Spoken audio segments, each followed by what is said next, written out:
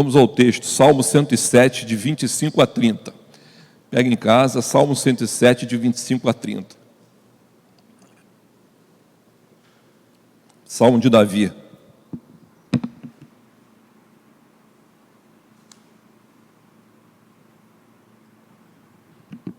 Nós vamos ler aqui na versão, nova versão internacional. Salmo 107, 25 a 30. Diz assim, a palavra de Deus. Deus falou e provocou um vendaval, lá no versículo 25. Deus falou e provocou um vendaval, que levanta as ondas. Subiam aos céus e desciam aos abismos. Diante de tal perigo, perderam a coragem. Eles cambaleiam e vacilam como bêbados, e toda sua habilidade foi inútil. Então, eles clamaram ao Senhor em suas angústias, e Ele os tirou de suas aflições. Reduziu a tempestade a uma brisa, e serenou as ondas. Então se alegraram, porque houve calmaria, e Ele os levou ao porto que queriam chegar. Até aí. Esse salmo de Davi vai pegar esse salmo desde lá do início, e ele vai fazer uma série de afirmações, e se você pegar e ler todo o salmo, você vai perceber que ele está vivendo situações de dificuldade, angústia, e nessa vivência ele vai fazendo as afirmações daquilo que ele crê, a respeito da sua fé. Nós acabamos de cantar isso, né, que nós precisamos ouvir e aprender e vivenciar aquilo que aprendemos a respeito de Deus. E Davi faz isso nesse salmo, é a forma que ele se manifesta. E quando chega aqui no versículo 25, ele fala de um vendaval, né, que levanta ondas. Então descreve uma situação de um barco com pessoas dentro, e falando delas dentro do barco, uma grande metáfora para a vida, e ele usa isso aqui. Provavelmente, ou ele vivenciou algo assim, ou ele conhecia quem vivenciasse, e imaginou a cena e a transcreveu para que eu e você aprendêssemos hoje. E é interessante que o descritivo dele me levou a lembrar também, isso não é muito comum, né? Nem no Brasil principalmente, mas eu tive uma situação um pouco parecida, não sei descrever bem como, né? Lá na década de 90, foram 3 ou 4 dias de uma força de vento muito incomum para as águas brasileiras. Eu estava numa unidade flutuante e os ventos passaram de 100 km por hora. E no início era uma chuva, e depois da chuva era só vento e ondas, que pela minha memória, eu vou dizer talvez que eram maiores do que eu imaginava, mas era uma coisa tão assustadora que barcos grandes, próximos, da onde eu estava do alto, sumiam nas ondas, de tão forte. Estruturas eram arrebentadas. A unidade que eu estava tinha 12 âncoras. Metade delas foi arrancada com a força do vento. Alguns barcos eram arrastados, barcos grandes, não estou falando barcos de pescadores, não. E estavam à deriva, ou seja, se encontrassem outro pela frente, como a gente viu aqueles carros lá em Petrópolis, que uns batiam nos outros, se houvesse trânsito no mar, eles bateriam. A coisa foi muito feia naquela época. Eu tive que sair da minha cama porque a grade segurava para que eu não caísse, mas eu dormia e eu rolava tanto para um lado para o outro, que eu batia na grade e isso estava me machucando. E eu estava com medo até de cair, então eu já preferi dormir no chão, porque aí eu ia rolando só para um lado para o outro, pelo menos eu não caía da cama, me machucava. Não é simples. Mas Davi escreveu isso de uma maneira muito, muito boa para mim, para você e para coisas que nós temos que aprender. Ele começa lá no versículo 25 com uma afirmação muito interessante, que essa a gente precisa amadurecer para lembrar. Ele fala, Deus falou e provocou um vendaval que levantava as ondas. No primeiro versículo, a situação é um barco que navega com as pessoas dentro, e é Deus quem movimenta isso. Nós estamos muito acostumados a tramitar num ambiente onde parece que tudo que é bom, tudo que é bênção e é positivo, pelo menos aos nossos olhos, é de Deus. E tudo que é negativo pertence ao maligno. E a gente faz essa divisão. E Davi vai dizer aqui que não foi isso que aconteceu. Essa agitação no mar, esse vendaval, essas ondas, foram sobre um barco que caminhava normalmente. Algumas pessoas vão chegar e olhar para o Antigo Testamento e vão dizer que Deus joga dados. O que significa isso? Ele pega e, uma hora, não tenho o que fazer, vou criar alguma coisa de negativo lá. Não é isso. Nós nunca vamos entender a profundidade, o entendimento que Deus tem das coisas. Então, só nos cabe compreender que isso é possível, que vendavais na sua vida e na nossa história vão acontecer por ações de Deus também. E é esse que o texto que vai nos oferecer aqui, que Davi fala.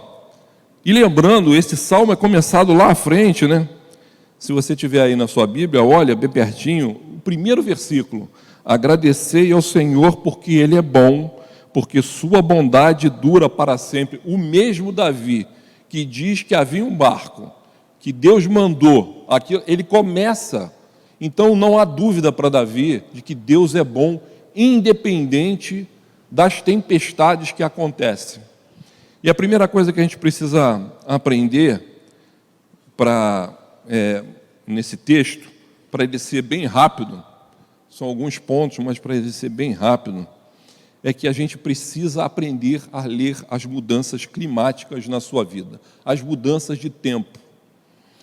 E a gente pode colocá-la em 3 categorias e não vai ser difícil para você entender. Quando você está distante do caminho de Deus, quando você não está no caminho de Deus, ou quando você está no caminho de Deus, que vocês vão perceber que é esse o texto. Você está no caminho de Deus, mas há uma tempestade. Lá no final, eles chegam no porto, ou seja, o caminho que eles estavam fazendo não foi mudado, não foi desviado. Eles chegam no porto. Então você pode estar distante e você se lembrar de Jonas.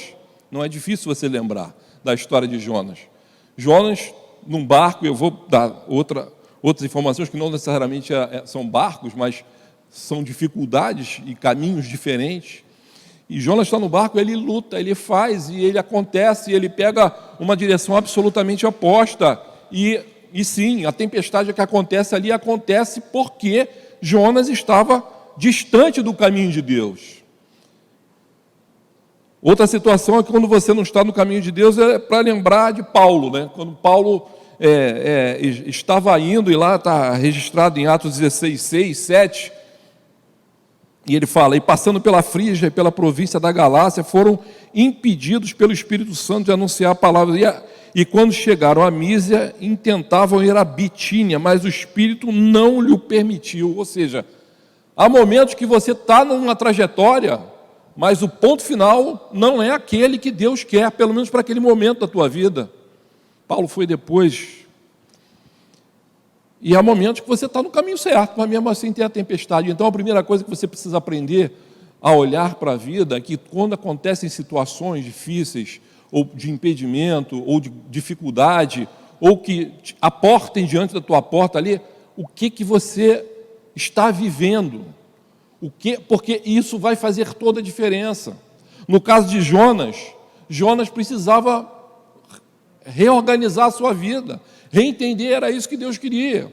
E às vezes a gente fica insistindo em determinadas práticas da vida, e assim, não, isso aqui é uma tempestade, e a gente confunde a tempestade.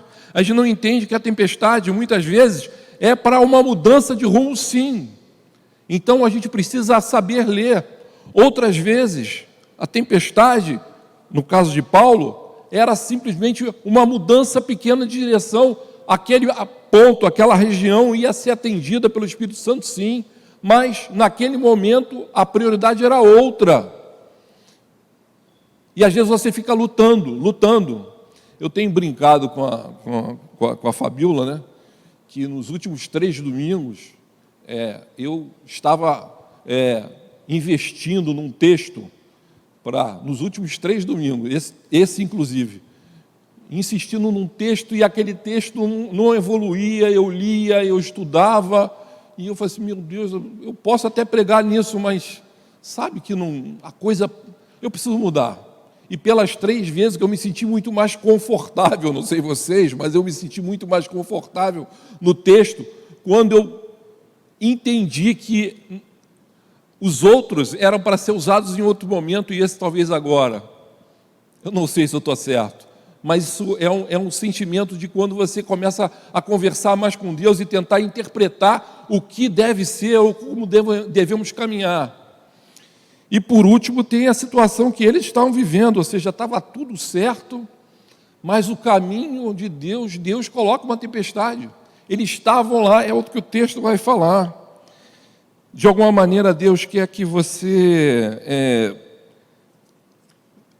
caminhe com algumas bagagens nessa tua trajetória de vida, algumas coisas que você precisa trazer, algumas coisas que você precisa vivenciar, para que nesses momentos mais duros, né, você consiga enfrentar de verdade tudo aquilo que está ao seu redor, interpretando da maneira certa o momento em que eu tenho que mudar radicalmente a minha postura, caso de Jonas, o momento em que o ponto final da minha história só precisa ser ajustado, eu estou fazendo a vontade de Deus, e quando eu estou realmente fazendo a vontade de Deus. Quantas histórias na minha vida eu queria entender por quê, não porque eu sou curioso e sou, mas porque eu gostaria de ajustar. Quando eu não conheço exatamente aquela tempestade, eu não entendo aquela tempestade, eu posso dar uma interpretação errada nesses 3 grupos, achando que eu estou caminhando na vontade de Deus e é só uma tempestade, quando que na verdade eu estou numa tempestade de Jonas, é para mudar a minha vida. Primeira coisa que você aprenda a ler as mudanças climáticas na sua vida, e Deus quer colocar e quer trazer bagagens para isso. O versículo 26 e 27 vão trazer 2 coisas: subiam aos céus e desciam aos abismos, diante de tal perigo, perderam a coragem. Eles cambaleiam e vacilam como o bêbado, e toda a sua habilidade foi inútil. Veja que nesses 2 versículos ele vai falar de 2 coisas importantes. E a primeira, e o que você tem que aprender com isso, é reconheça seus limites. Nós nos arvoramos de limites, sejam eles espirituais, psicológicos, ou até habilidades técnicas, e a gente não se dá conta de que talvez tudo que a gente saiba, conheça, não seja o suficiente, ou não seja o suficiente para usar naquele momento. Esses homens, e eu vi isso acontecer lá, eram pessoas experientes. Sabe quando você... dizem que... quem conhece embarcação também, né? Dizem que quando os ratos saem do navio, é porque eles já sabem que o barco vai afundar. São os primeiros.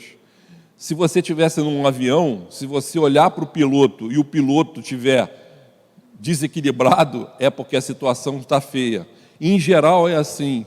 Nós confiamos muito naquele nosso líder para saber exatamente, já que ele tem habilidade, você deposita esperança e confiança nele, que ele vai saber conduzir.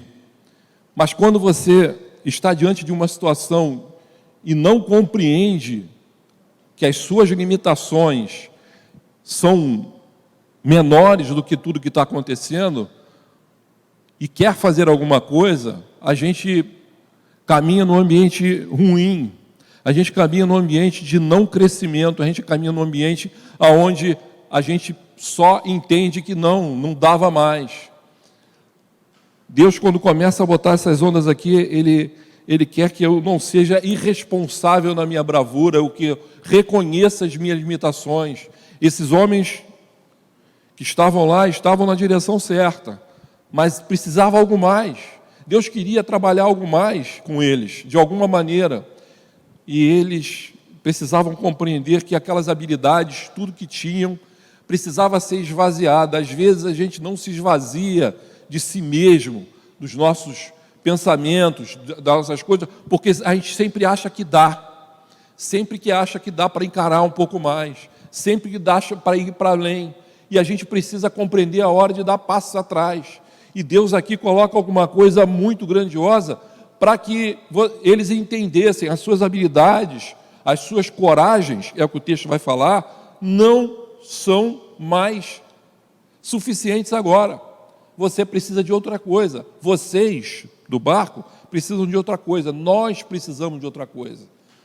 Então não temos que ter coragem, não temos que ter habilidade, sim, saber usá-las na hora adequada e saber retroagir delas para se encher de outra coisa. Esse é o grande pulo do gato na relação espiritual.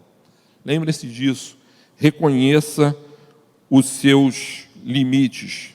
No versículo 28a, ele vai dizer assim, na primeira parte, ele vai dizer assim: então, na sua angústia, clamaram ao Senhor. Então, na sua angústia, clamaram ao Senhor. Chegaram a um ponto de tal tribulação, agito, sofrimento, que eles vão e clamam ao Senhor. O que a gente tem que aprender, dentro desse contexto, é que a gente precisa buscar e orar antes da angústia. Quando a gente se reconhece, quando a gente reconhece quem a gente é, essas questões de limites nos levam a lugares, a sofrimentos, que muitas vezes para voltar é sempre muito mais difícil. Mas o problema é que se eu fui jogado a uma situação limite, a uma situação onde eu precisava orar e Deus fez isso com eles, essa situação se pôs para que eu aprendesse algo, para que eu aprendesse que eu não precisava talvez chegar ali, que há momentos que eu posso fazer antes. Eu já contei a história do cara da bateria, já contei algumas histórias e às vezes Deus vai responder negativamente. Alguns domingos atrás aqui nós estávamos com a questão técnica, eu parei no culto e falei, vou orar. A resposta foi não. Deus pegou e disse, não, vou gravar aquilo aqui. Mas a gente não precisa entrar na angústia, a gente não precisa chegar a esse ponto. Deus aqui está exercitando isso com esses homens, tão somente porque eles precisavam aprender a isso. Eu não estou nesse barco nesse momento. E eu queria dividir isso com vocês, dividir esta ideia, a ideia de que a nossa busca, o nosso orar, ele precisa começar antes, porque é ali dentro que está contido sentimento de paz, sentimento de relação, porque quando você não faz isso, sair desse momento é muito mais difícil. Existe e esse é o tema do sermão, e eu resolvi falar agora, mas você já conhece a síndrome do sapo fervido, né? Eu nunca testei, não sei se o reverendo Leonardo já testou isso, não é politicamente correto matar um sapo para testar, né? Mas é aquela história que você coloca o sapo numa água e vai aquecendo, vai aquecendo, vai aquecendo, e ele tem a capacidade de pular, e ele se habitua muito mais ao frio do que ao calor, e quando a água vai aquecendo e ele não salta, não tem mais forças, perdeu as forças para fazer aquilo, e ele é cozido. Essa é a síndrome do sapo fervido, e é utilizada várias vezes para você não consegue perceber o ambiente, não vê que o ambiente mudou, não vê que a história mudou, e você acaba por morrer no ambiente que você poderia ter se safado. É o caso do sapo. Eu quero propor para vocês uma coisa que eu aprendi recentemente. É a síndrome do céu azul, que se aplica muito bem aqui. A síndrome do céu azul é algo muito parecido com a síndrome do sapo fervido, com uma diferença. A gente parece que olha na vida da gente e quando está o céu azul, se esquece que vem tormenta. E a gente não se prepara para ela. e a gente não vivencia isso. A síndrome de céu azul nos tira o foco da tormenta. Esses homens e mulheres aqui, quando tiveram a sua vida reorganizada, provavelmente viram, nossa, escapamos, contam histórias, mas isso parece que os faz ficar letárgicos quanto o que devem fazer na sua vida. A síndrome do céu azul é um perigo. As pessoas precisam, e nós precisamos aprender com situações como essa, lá que aconteceu em Petrópolis, em outros lugares, Belo Horizonte, mas a gente precisa aprender que o céu azul só nos está nos dando um tempo. Nós vamos falar sobre isso aqui, mas que eu não posso vivenciar essa síndrome de achar que a tempestade não virá de novo. Vejam que nesse texto aqui, nada havia de errado com essas pessoas que estavam no barco, e a tempestade veio, e ela aconteceu, e pela mão de Deus, para que eles aprendessem. Mas eu e você talvez não tenhamos que passar por uma tempestade dessa para aprender que o céu está azul, mas eu preciso me preparar para quando as coisas ficarem em trevas, para quando batem na porta, porque elas batem na porta sem avisar. O que aconteceu em Petrópolis é sem avisar. Imagine quantas pessoas precisam ali de carinho, de alimento e tudo, mas principalmente de um abraço, de alguém que fale alguma coisa, de alguém que divida alguma coisa. Cuidado com a síndrome do céu azul, cuidado. A gente precisa buscar orar antes que as coisas cheguem no momento de maior dor.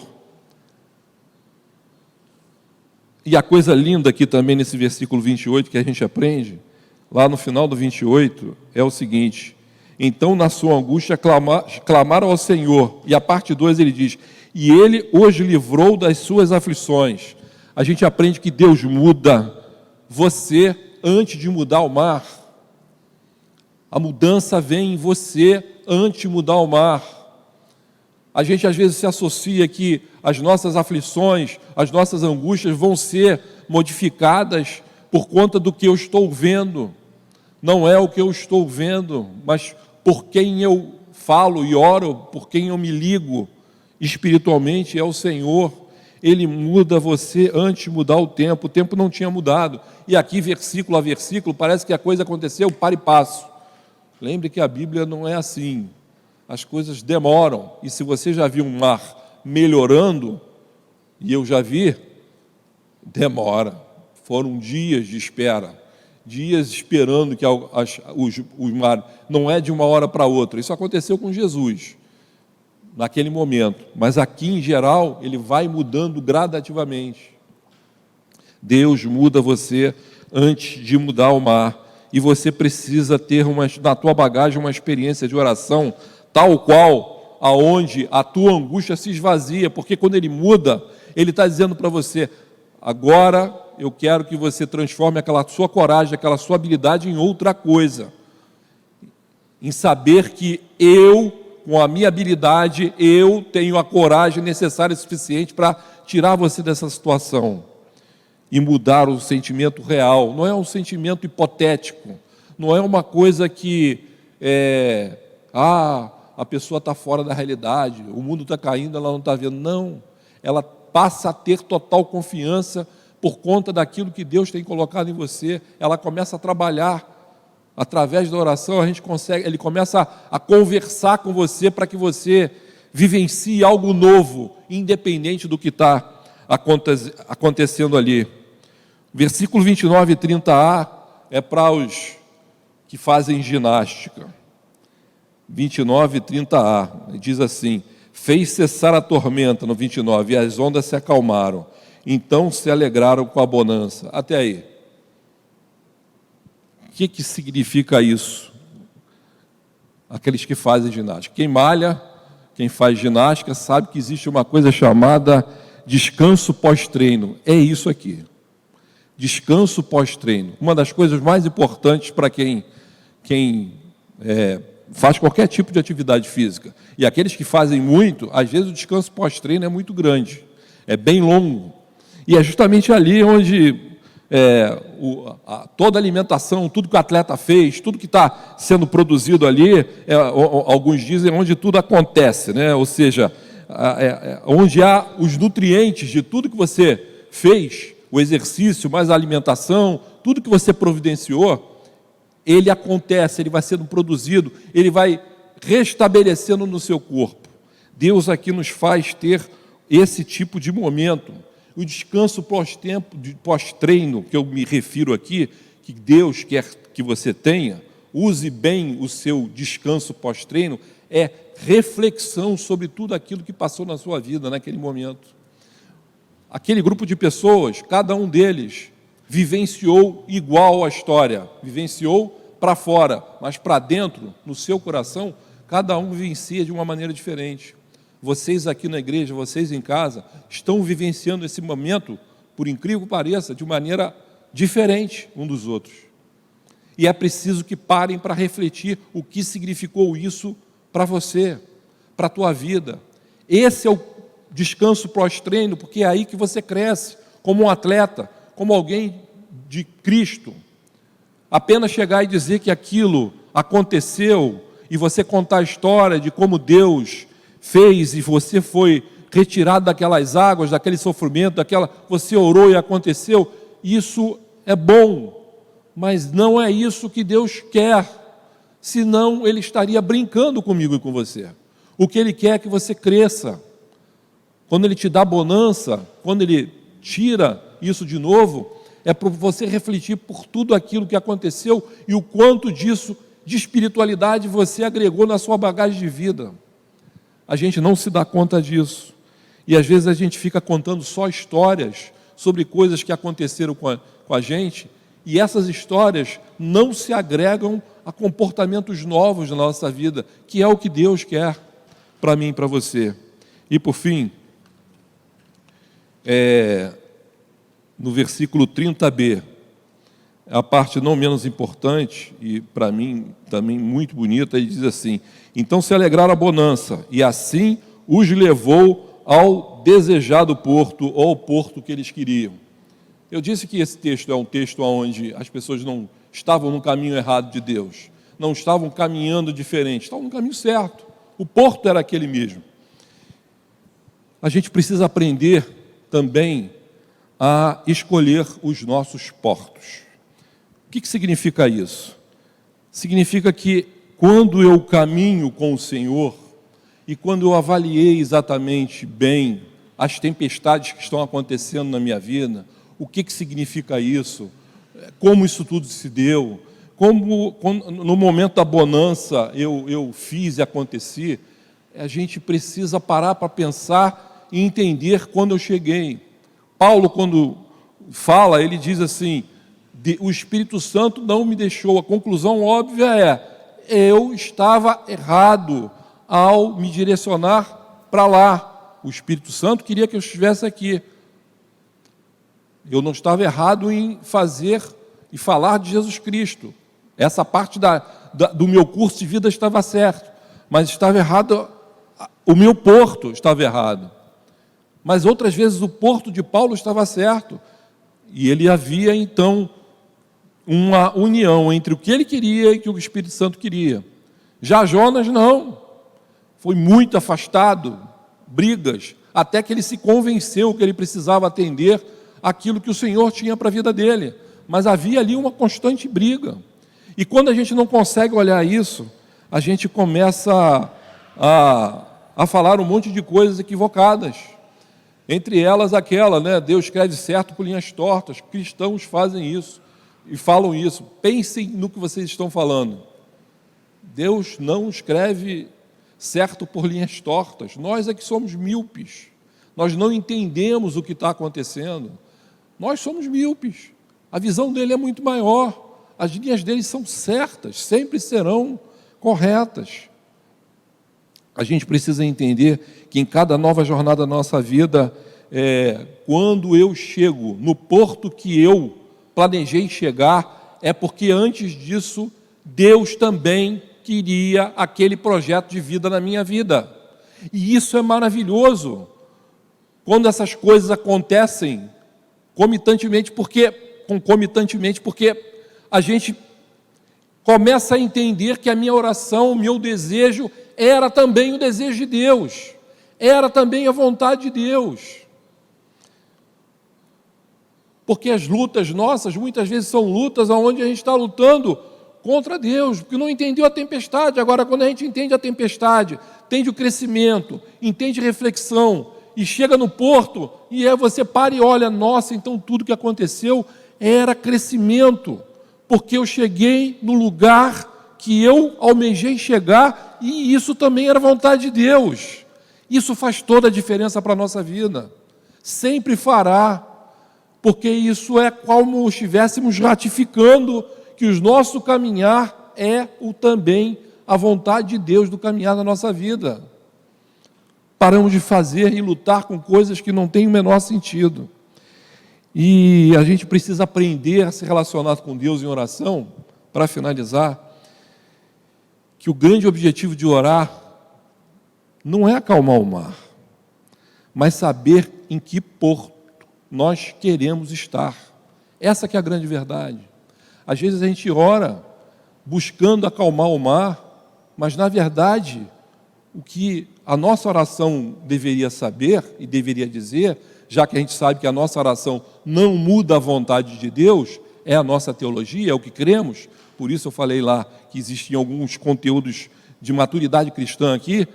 Quando eu sei isso, então a minha oração não será para o mar acalmar, mas eu ter a convicção sempre de que porto eu vou chegar, se os projetos de Deus na minha vida são esses. Eu sempre costumei fazer isso em todos os aniversários dos meus filhos. Eu dizia sempre na minha oração que os seus, não só meus filhos, as pessoas que eu amo, que os seus desejos sejam os de Deus, não vão ter conflitos, a sua briga de vida, a sua luta de vida não vai ser grande, porque o seu desejo, o seu porto, aonde você quer chegar, é também o lugar que Deus queria que você estivesse.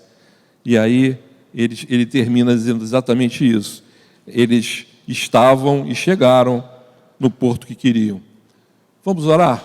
Eu queria que você pensasse sobre isso e preparasse essa sua bagagem e fugisse mesmo da síndrome do que eu defini como síndrome do céu azul, de olhar o céu e imaginar que nada vai acontecer, que o meu amanhã vai ser o céu azul de ontem, céu de brigadeiro, como eles falam.